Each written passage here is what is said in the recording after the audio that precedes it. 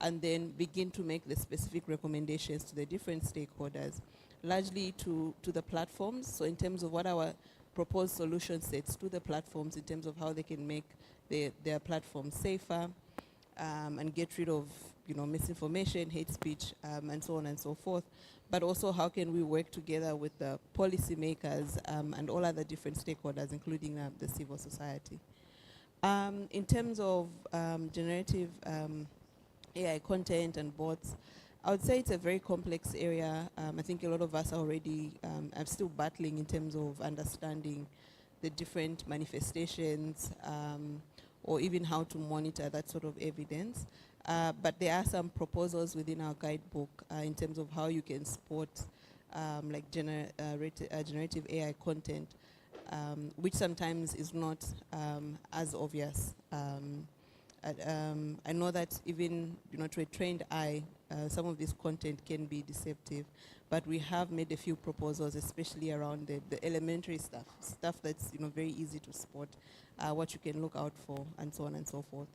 That said, I would also be happy to share the guidebook with anyone that is interested in accessing it and learning a bit more in terms of how they can supplement their current research with monitoring of social media platforms. Thanks. Okay.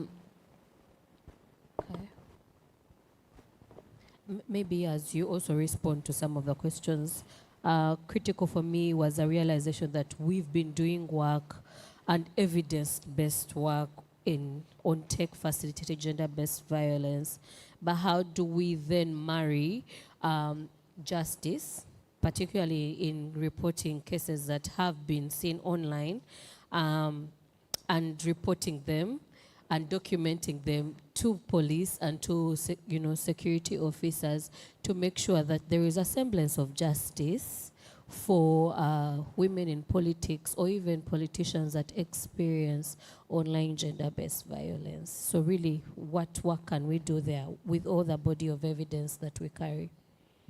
Thank you so much, Tricia. And I will also respond to two questions which were more or less the same, looking at remedy for women who have been attacked online.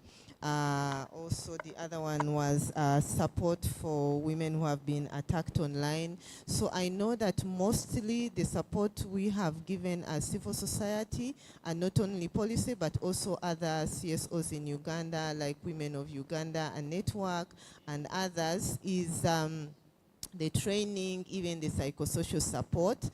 We have been working on a project with the National Democratic Institute to look around issues of mental health support for women who encounter online gender-based violence, especially women politicians. And we have, together with NDI, come up with interventions, and we will be implementing these interventions going forward in the coming months. So it is still work that we are doing in terms of psychosocial support and support for women in that area. It's where we are focusing currently, apart from the skills and strengthening and yeah. So back to what Tricia was also asking.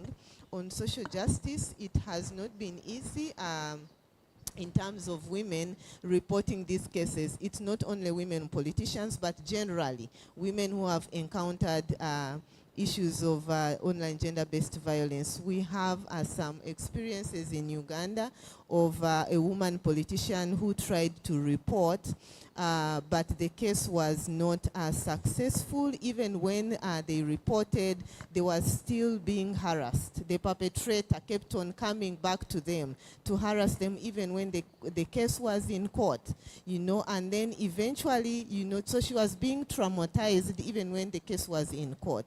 The media that time was also reporting on the case, not in a good way. The way the case was being reported on, it also traumatized this particular woman. And what happened? She had to withdraw the case. It ended, and several others we have seen them that have also tried to go to court. They have also not got justice. They end up withdrawing the cases. They just leave them there, and so they have not found justice. So that is a very big challenge we encounter in terms of reporting. So it also demoralizes others who experience such issues online to report, because they see the others who experience, they try to report, but there was no justice that they received. And then the others is also the issue we encounter as women is reporting these cases to police. So I know that there are civil society organizations now that are trying to do trainings with police to build their capacity on how to record these cases, but we also have a challenge of the laws. We have the cybersecurity law, and most of these cases are reported under that law, but maybe we would like to have a law, a policy that is very explicit on OGBV, like we have on the others. Maybe that is what we need to have, so that cases can be recorded very well and appropriately for OGBV. So police are reporting these cases to as women to police. Some women are told, oh, this is something simple. You can handle it. You can deal with it. They are also told, but why did you post this? And they are asked and told all sorts of comments that demoralize them, and they don't want to go back to do any reporting on this case. So you find that the reporting system for most of these cases is friends and families, and then they don't go beyond that. So they end within those circles. They are told, switch off your Facebook, don't go back to that account, go away from social media, maybe even switch off your phone. Other women politicians, actually what they are doing, they have these social media platforms, Twitter, Facebook, Instagram, TikTok, but they have assistants who are handling these social media platforms to reduce on the experience they have been encountering. So you find they are not handling these personally, but it would be beautiful that they are handling these platforms by themselves, interacting with the people they represent in parliament. So around social justice, we have not seen women in our country specifically find justice around this area. So it is one of the things that we are also trying to work on, to see that there is something that can be done for women that experience OGBV. Thank you. All right. In the next 2 minutes, I think we'll be giving our parting shots, but critical on platform research for safe and secure elections. I would want to begin, Rokai, from your point of view as a woman leader. What can not only civil society, but what can we as the greater public do in making sure that we safeguard democracy, but also that we make elections safe and secure for all in Africa, particularly for the participants in Africa? Yeah.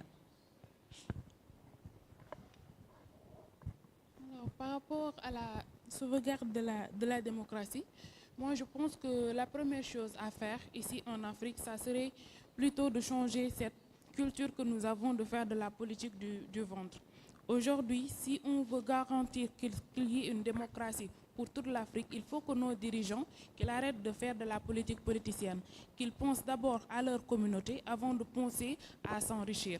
Et aujourd'hui, les organismes tels que Policy ou certains organismes de la société civile, comment ils peuvent contribuer? Ils contribuent à travers l'information, à travers l'insensibilisation, à travers aussi le renforcement de compétences, que ce soit des jeunes et des femmes qui aspirent à devenir leaders, mais aussi à travers aussi les représentants de l'État. Nous devons aujourd'hui capaciter et former tout cela pour qu'ils puissent avoir une bonne culture de la démocratie. Et surtout aujourd'hui en Afrique, redéfinir qu'est-ce que la démocratie. Nous parlons de démocratie, mais aujourd'hui nous n'avons pas les mêmes compréhensions de démocratie. Quelqu'un peut arriver au pouvoir avec des élections, mais en même temps venir à côté faire de la politique du ventre. D'autres peuvent arriver au pouvoir avec un putsch et en même temps se soucier de sa communauté et travailler pour le développement de sa communauté. Donc nous devons repenser la démocratie pour pour aujourd'hui pouvoir sauvegarder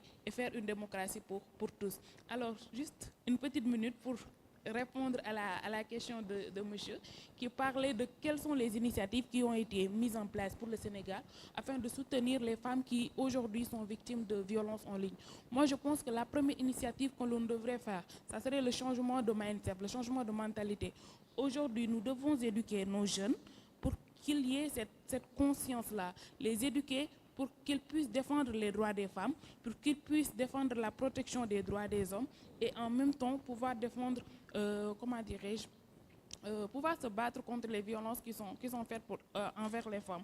Ensuite, nous devons encourager plutôt les initiatives de développement du leadership féminin. Si on encourage toutes ces initiatives-là, on aura beaucoup plus de femmes qui vont s'impliquer, qui vont s'engager sur la chose politique. Et renforcer les campagnes de soutien et créer des réseaux comme celles que nous sommes en train de créer là, afin d'aider les femmes qui sont victimes de violences à pouvoir prendre la parole et à pouvoir se défendre. All right. Thank you very much. Blanda, your parting shot. Okay. Social media definitely, we all know the role that it has played within democracy, and there's definitely an agent core right now to understand that role and understand some of the impacts and implications.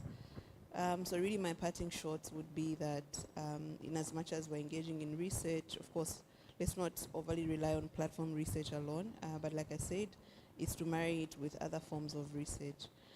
But also back to platform research, because it's a tool right now that we are trying to use to understand the social media platforms and the different online harms. I would say that we need more funding to the sector. Early in the year, Policy was trying to conduct a study on the Senegalese elections, and that study did not take off because their budget was very, very big. 90% of that was simply to access a specific tool that would help them in their work. And you find that only 10% is what is going to staff time, to data analysis and so on and so forth. So you see it's a very expensive undertaking, so we need more funding to that sector. Or if it's possible to broker access, for example, crowdsourcing, if it's possible to have 5 organizations pay for one tool and then, they share it amongst themselves, if that's possible. But above all, we need to advocate for greater access from the platforms themselves. I think we shouldn't be forced to get creative in terms of how do we come up with open source tools, how do we navigate their platforms, this and that. I think the platforms owe it to us to give us greater access to that. My parting shots are that as we do platform research, we need more researchers into this area. We need the academia into this area so that it's not only civil society, but we need all those energies. Academia, civil society, we work together and we share these findings. We need our policymakers, like they pledged in the morning, that they are available when we share these findings, and then we work together to move forward, to protect our women in online spaces. Platform research usually takes a long time because of the uniqueness of the research. It is expensive. Blanda already talked about it. Data collection takes a long time. There's a lot involved in lexicon development, then bringing the target population together to develop the lexicon and so on and so forth. So my call is that the different actors, academia, policymakers, let's come together to support this research, but also to implement the recommendations from the research is very important. Not research and then we shelf, but implementing the recommendations from the research is very important. So I call upon everyone that let's get into that. Thank you so much. All right, and on that note, ladies and gentlemen, I want to thank you for joining us for this conversation on safeguarding democracy, particularly on platform research for safe and secure elections in Africa. You can find some of the work we've done for particularly under elections on our website, www.policy.org. Also, Digital Action has the social media guidebook, monitoring guidebook available if you want to use it in your countries as you navigate elections. From me, I've been your host for this panel, Trisha Gloria Nabai, and I am glad that you stayed with us through it. Thank you.